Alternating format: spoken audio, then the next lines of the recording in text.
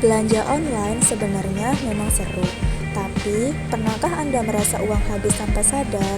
Bisa jadi e-commerce adalah alasannya. E-commerce memberikan banyak kemudahan, seperti akses ke berbagai produk dengan harga lebih terjangkau, serta kenyamanan berbelanja tanpa harus keluar rumah. Dari kemudahan e-commerce ini, siapapun bisa membeli apa saja, kapan saja, dan di mana saja. Namun, di balik kemudahan ini, ada jebakan yang membuat kita semakin boros. Misalnya, flash sale, diskon besar-besaran, dan promo tak terbatas. Yang terkadang bikin kita jadi lupa diri. Promo yang terlihat menguntungkan sebenarnya adalah trik psikologis. Kita sering terjebak dalam pembelian impulsif, membeli karena dorongan emosi bukan kebutuhan. Akibatnya, pengeluaran membengkak, tabungan kosong, bahkan beberapa orang terjebak dalam hutang. Jadi, bagaimana cara kita mengatasinya?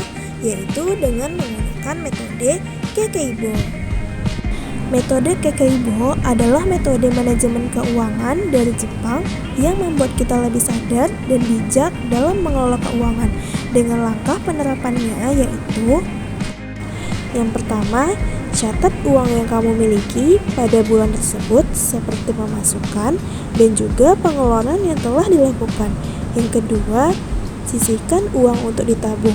Nominalnya tidak perlu terlalu besar asal kamu bisa konsisten dalam menabung. Yang ketiga, alokasikan sisanya ke dalam 4 pos. Pertama, survival atau kebutuhan pokok seperti biaya sewa kos, makan, dan transportasi, serta kuota internet, obat-obatan, dan peralatan mandi. Kedua, opsional atau kebutuhan sekunder seperti jalan-jalan, beli HP keluaran terbaru, nongkrong, belanja baju, hingga liburan. Kemudian yang ketiga, kultur atau kebutuhan tambahan wawasan seperti membeli buku, majalah, nonton film, kursus, atau bahkan berkunjung ke museum. Kemudian selanjutnya ekstra atau biaya tidak terduga seperti biaya kesehatan, kado ulang tahun, servis kendaraan, dan biaya bantuan untuk teman yang kena musibah. Nah, kemudian langkah yang keempat, sebelum membeli barang, tunggu 24 jam dan tanyakan pada dirimu sendiri dengan 4 pertanyaan ini. Yang pertama, berapa banyak uang yang tersedia? Yang kedua, berapa banyak uang yang ingin dibelanjakan? Yang ketiga, benarkah barang ini yang aku butuhkan? Yang keempat, apakah aku bisa hidup tanpa barang ini? Jangan lupa ya, catat uangmu secara berkala untuk menghindari pengeluaran yang berlebihan dan sebagai bentuk evaluasi agar keuanganmu bisa lebih baik ke depannya.